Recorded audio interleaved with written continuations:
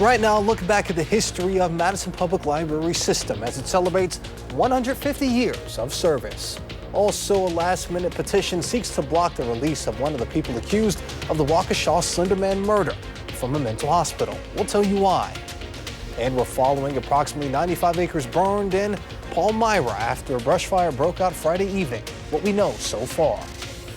That's all coming up on News 3 Now at 10. Good evening, everyone, and thank you for joining us tonight. I'm Jalen Banks. 150 years of stories and community service. In 2025, the Madison Public Library is hitting its latest big anniversary. Our Eliela Liberté has the story. Lifelong learning was an important concept then as it is now. Once upon a time, before city sanitation, water, or electricity, we had public libraries. Hannah Elias is the Madison Public Library director. She's worked in the library system for 32 years. I have done, I would say, 80% of the jobs in a public library. And since the beginning, the story's come a long way. Here we are 150 years later, 9 libraries and a mobile, a dream bus, and a 10th library on the way. The library's first edition was in City Hall back in 1875. 150 years ago, in May 31st, Madison opened its first public library in the city. It was 2 rooms, 5,000 books, and there was a single librarian who would check out a book to you if you were male, 15 and older. And as the city grew, the library system grew. In 1906, the first building owned by the Madison Free Library opened on the corner of Carroll and Dayton Street, where it stood until 1965, when it was then moved to the current location on Mifflin Street. It was state-of-the-art at the time. Now it looks to us like an old bunker, but the idea was you protect the books from the light. But Central Library, as we know it today, was remodeled in 2011 and reopened in 2013. I think that libraries are one of the few remaining places where you can meet people that are very different from you and interact with people that are, maybe not in your neighborhood. And as technology continues to change, the library is ready for its next chapter. So really rethinking what we do in our spaces and the value that we bring to the community is something that we'll be looking at for the next 50, 100, 150 years. Reporting in Madison, Eliela Liberté, News 3 Now. Ellie, thank you. To celebrate this milestone, the library will have events at all of the locations throughout the month of May. There is also a challenge to check out 150 items in 2025. You can find more information on both on madisonpubliclibrary.org/anniversary. Now let's get a look at your first warn forecast. Meteorologist Blaze Keller joins us from the weather patio. Blaze. Yeah, it is a little chilly out here. I got my coat on as we sit underneath quiet conditions. A high pressure system brought us plenty of sunshine today. It's going to keep us quiet overnight and into your Sunday as well. Take a look at those temperatures into the single digits. Black River Falls. We're closing in Camp Douglas, but everybody else seems to be, at least for now, in either the mid to upper teens, if not the low 20s. And without the snow on the ground, we may be a little bit warmer than some of our models are suggesting, but especially in those higher elevations, you may get into those upper single digits. It's 18, Madison, Middleton, Cross Plains, as well as 20 in Perry and Belleville. We're looking at the single digits to low to mid-teens tonight, underneath clear to mostly clear conditions. Winds are going to be light and out of the northwest. But our attention then turns to next week. That is when we are anticipating a larger system to move through the Midwest, possibly really cutting across southeastern Wisconsin. We're taking a look at both the European model and the GFS model at 9 a.m. on Wednesday. We're going to talk more in depth about this midweek system because it has already prompted Tuesday and Wednesday for alert days for the strong winds, the heavy rain, as well as the potential for snow. We'll talk about it more later on in this half hour. All right, sounds good, Blaze. We'll see you in just a bit. And you can stay up to date on the weather on our First Warn Forecast weather app. It is hourly forecast, road conditions, and the latest radar. You can download it for free in your phone's app store. Just search WISC Weather. To some more local news, approximately 95 acres burned in Palmyra after a brush fire broke out Friday evening. Interim Deputy Chief Dylan Callis said just before 5:30, a large fire was reported at 429 South 4th Street near Hillside Cemetery. Crews found approximately 20 acres of the field on fire. Due to 20-mile-per-hour winds and 35-mile-per-hour wind gusts, the fire continued to spread. The fire fortunately was contained just after 7 p.m. The cause of the fire is still under investigation, and no injuries were reported.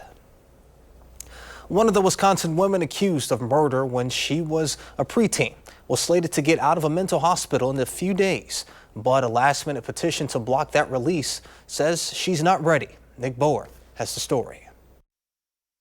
More than 10 years later, the shocking Slenderman case still reverberates in Waukesha. 12-year-olds Morgan Geyser and Anissa Wire lured their classmate Peyton Leitner to the woods near their homes, and Geyser stabbed her 19 times, telling police they felt they had to please the fictional horror character Slenderman. You start to get something that people call slender sickness. If he's like following you or if you meet him because of the stigma radiation that he emits. Both were found not guilty due to mental illness and committed to mental hospitals. Wire was released in 2021, and Geyser was granted her release last month. State of Wisconsin versus Morgan E. Geyser. Geyser remains at Winnebago Mental Health Institute, where her release plan was to be finalized Monday. But hospital staff asked a judge to revoke that permission, in part after learning what books she was reading there. The reading material that she's so focused on has themes of sexual sadism and murder and the sale of human organs on the black market. All of these things that the treatment team at Winnebago had no idea that she was so interested in. The hospital staff also raised concerns about Geyser's contact with a man with an unnatural interest in her crime. Sending him artwork of a very violent nature. The judge delayed Geyser's release over the objection of her lawyer. She's read every type of genre. And if Winnebago wanted to restrict books, they can do that. If they have a library there, they can restrict whatever comes in or out. She's not reading anything that she isn't permitted to have access to in the institution. There's no secret reading anything. Geyser and Weir were originally sentenced to 40 years in mental institutions. Coming up next on News 3 Now at 10, Pope Francis faces setbacks on his road to recovery. The latest on the pontiff's health. Plus, more reaction from around the world after the heated exchange between Ukrainian President Volodymyr Zelensky and U.S. leaders. 3 Now at 10. Thank you for staying with us. Tonight, doctors in Rome gave an update on the health of Pope Francis. He's been in the hospital now for 15 days. CBS's Seth Doan is in the Italian capital with the latest.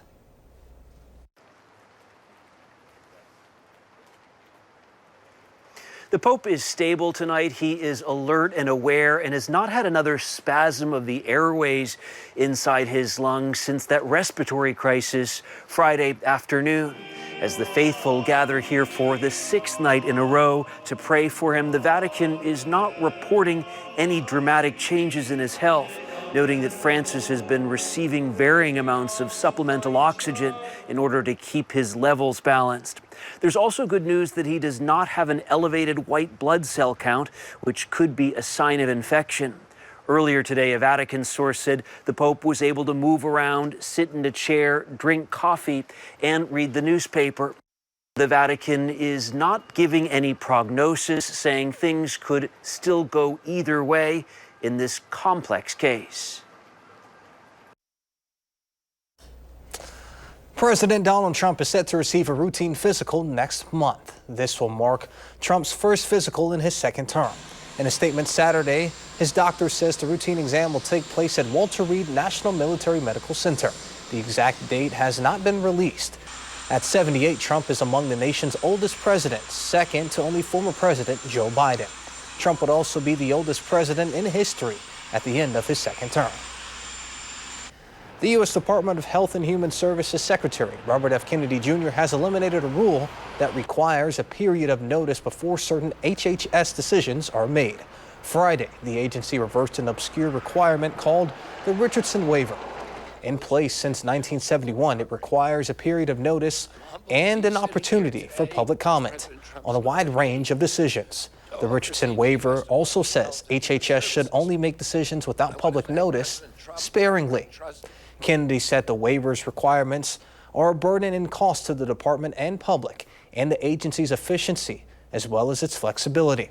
The move is drawing alarm from open government advocates who say it would let the HHS make decisions in secrecy.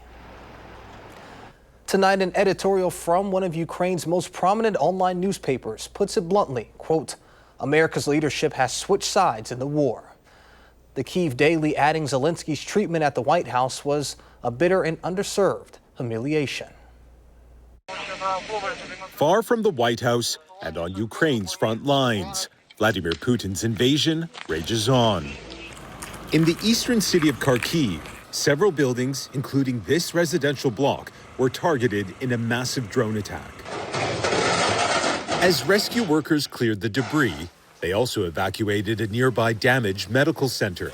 The sick and wounded were carefully pulled from their hospital beds and taken to safety. For the past week, Russia has launched a record number of drone attacks across Ukraine, which appear to be a sharp escalation in the violence. But the shouting match at the Oval Office is still dominating Ukrainian news channels. Don't tell us what we're going to feel. Snap online polls found most people across Ukraine supported President Volodymyr Zelensky for, in their words, standing up to two of the world's most powerful men.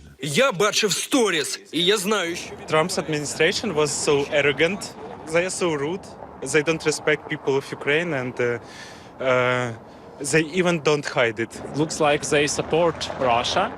It's a sentiment shared by Ukrainian civil society activist Daria Kaluniak. President Zelensky at that moment presented entire Ukraine and all Ukrainians. We want peace. What do you think Vladimir Putin is feeling in this moment?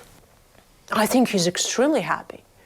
I think he's now just celebrating. And Russian officials really are reacting with glee to the shouting match at the White House, with a Kremlin spokeswoman accusing President Zelensky of being disrespectful and that his visit was, quote, a complete diplomatic and political failure. Imtiaz Taib, CBS News, Kyiv, Ukraine. And Democrats are fundraising all for Friday's contentious talks between the two presidents.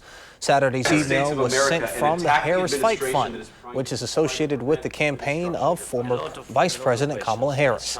The email called the Oval Office confrontation a, quote, disgrace. It also said it was not good for Ukraine, the U.S., or the nation's European allies. The email then asked for donations to support Democratic congressional candidates so that Congress, quote, can be a check on this administration. Now let's get a look at your first warm forecast. Meteorologist Blaze Keller joins us now. Blaze? And we are again turning our attention already to Tuesday and Wednesday of next week, because tonight and Sunday are going to be quiet. Monday, for the most part, will be quiet. Clouds are going to start to increase. Maybe a rain shower or two out ahead of all that moisture we're expecting on Tuesday and into Wednesday. Right now we have a high pressure system beginning to exit Wisconsin and the Midwest. Winds are going to turn out of the southwest as we go into your Sunday. A little bit more cloud cover, warmer temperatures than today, but that warmth is getting our atmosphere ready for this system expected on Tuesday. Southerly winds continue to stick overhead as we go into your Monday. More cloud cover, especially to end the day, with a scattered rain shower or two, light to moderate, but not everybody's going to see that rain Monday. It's Tuesday that more of us are likely going to be dealing with not only that rain, but also breezy southerly winds. Could also hear a few rumbles of thunder, especially closer to not only Iowa, but northern Illinois, northwestern Wisconsin, dealing with that snow as we go into Tuesday. We will be dealing with that snow as we go Wednesday into Thursday. So we have an alert day, a set of them for Tuesday and Wednesday, mainly for heavy rain as well as strong winds. Those winds are going to hold off until Wednesday, but they could be gusting upwards of 40 to 50 miles per hour as we move out that warm, moist air mass, the rain, with that cooler, drier one, the snow. Once again, over a short distance, relatively over a short amount of time. The GFS and the European model, we've walked them both out or taken them both out to 9 a.m. on Wednesday. The European model wants to keep us warmer than the GFS. But with a lot of heavy rain possible, we could be cooler because we're just simply pulling down that cooler air from higher up in the atmosphere. So even though the European may want to keep us warmer, we may be starting to see some of those raindrops turn over to snow as we go into your Wednesday late morning into the early afternoon. In the coming days, we're going to watch to see which model we kind of trend towards. Is it the GFS where we cool off sooner, or is it the European model where we stay warmer for longer? Regardless, I think rain is going to be the bigger issue compared to snow. Anywhere between 1 inch to 2 inches of snow, rain in one day could create some minor flooding, especially because our ground may still be frozen. So if you have any drains around the house, on your driveway, on your street, you may want to make sure that they're clear so that all that water can go into the drain and not cause you flooding problems. Also, you may want to check on some sub pumps. Snow, depending on where we land, could either be a few inches or less than 1 inch. I think regardless, the takeaway is that northwestern parts of Wisconsin and further northwest are going to be getting more of that snow. And we have been warm, above freezing as of late, and our ground temperatures are warm as well. So a lot of that snow is going to melt, not only as it's falling, but also as it's hitting the ground. So we're going to be, again, watching this very carefully. What we're also going to be watching very carefully is the 9th through the 15th. This is very interesting to me, only because we have a 70 to 80% chance of being warmer than average the 9th through the 15th.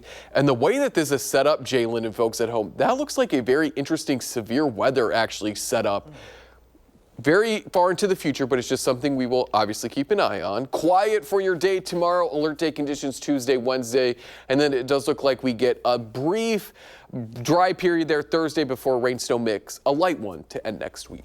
I know you're saying it's far out, but you guys are called First Warn for a reason, so. It looks very, very interesting to me. Yeah. So we will keep an eye on that time frame and see if it all lines up. But the most immediate thing is going to be Tuesday, Wednesday. All right, sounds good. Thank you, Blaze. Coming up in sports, it's Championship Saturday at the Kohl Center.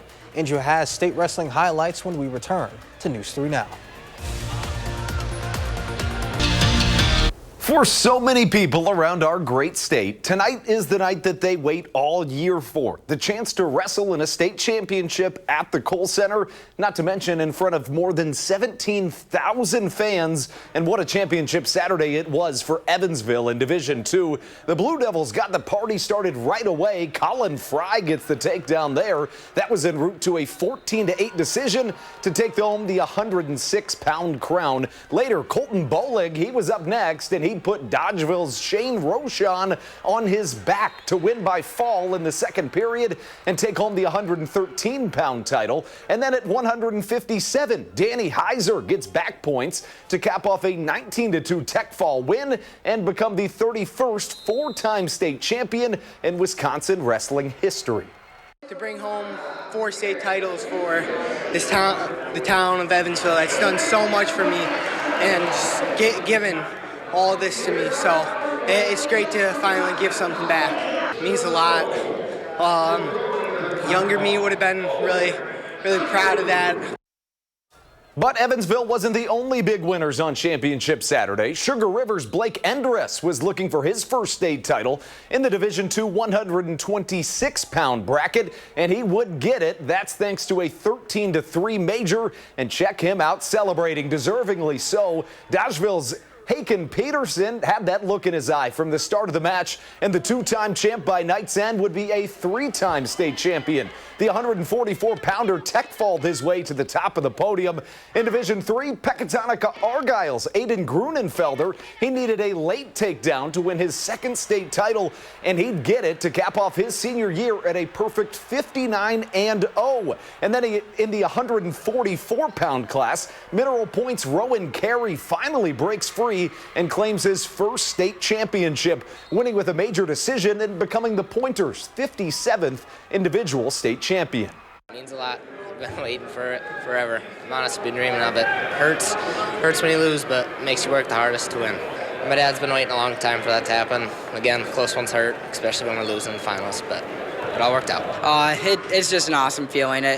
All the work that you put in and just shows out in moments like that when you just capitalize when when it really matters. It's the best feeling in the world.